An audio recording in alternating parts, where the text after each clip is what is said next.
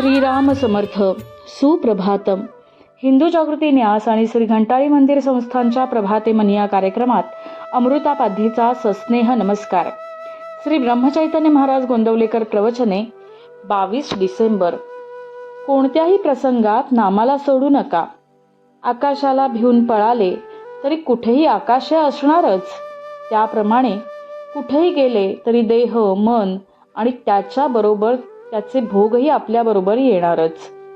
म्हणून आपल्या वाट्याला आलेले कर्माचे भोग समाधानाने भोगायला शिकावे. प्रयत्न केला असता तर बरे झाले असते असे जोपर्यंत वाटते तोपर्यंत प्रयत्न हा अवश्य करावा. यश किंवा अपयश देणारा परमात्माच असे समजून प्रयत्न करावा. सर्व कर्तृत्व त्याच्याकडेच द्यावे. तुझी सेवा किती दिवस करू असे परमेश्वराला विचारणे म्हणजे सेवेत कमीपणा आलाच. तसेच त्याच्या नामाबद्दलही मुदत कशी घालता येईल. विषय किती दिवस भोगू असे नाही आपण म्हणत, मग नामाबद्दलच का असे विचारावे. आज भगवंत एका टोकाला आणि आपण दुसऱ्या टोकाला आहोत.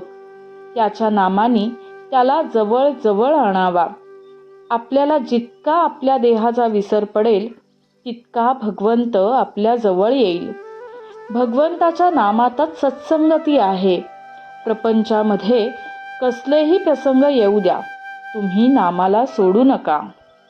मनाला रिकामे ठेवले की ते विषयाच्या मागे धावेलच. म्हणून आपले मन नेहमी गुंतवून ठेवावे. उठणे, बसणे, जप करणे, वाचन करणे, गप्पा गोष्टी करणे, चेष्टा विनोद करणे वगैरे सर्व क्रियांमध्ये भगवंताशी संबंध आणि संदर्भ ठेवावा. हेच अनुसंधान होय. भगवंताचे अनुसंधान हे आपले ध्येय. त्याला अनुसरून बाकीच्या गोष्टी आपण करूया. आपली वृत्ती आणि भगवंत यांना जोडणारी साखळी म्हणजे भगवंताचे नाम होय. म्हणून आपली वृत्ती सदैव नामामध्ये गुंतवून ठेवावी. नामाचे अनुसंधान टिकेल अशीच उपाधी बाळगावी. नाम नुसते घेतल्याने काम होईल, पण तेच समजून घेतल्याने काम लवकर होईल. नाम मुखी आले की सत्कर्म आपोआप होऊ लागते.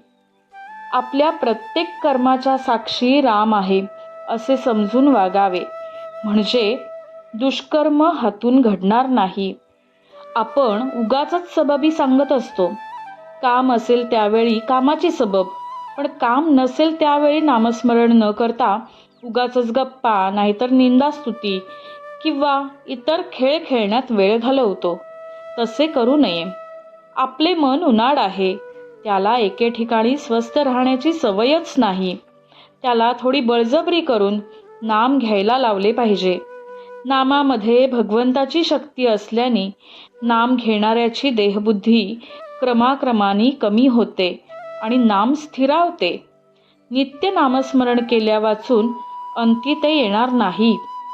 जागेपणी अभ्यास केला तर झोपेच्या वेळी स्मरण येईल. झोपेच्या वेळी स्मरण झाले तर रात्री स्वप्नात तेच होईल. असा सदोदित ध्यास ठेवला तर मरणाच्या वेळीही तेच स्मरण राहील. बोधवचन. नाम घेता घेता नामाशी इतके तादात्म्य व्हावे की मी नाम घेत आहे हे सुद्धा विसरून जावे. मंडळी, रामरायाचे आणि श्री घंटाळी देवीचे शुभाशीर्वाद तुमच्या सर्व कुटुंबावर अक्षुण्य राहोत ही प्रार्थना. जानकी जीवन स्मरण. जय जय राम.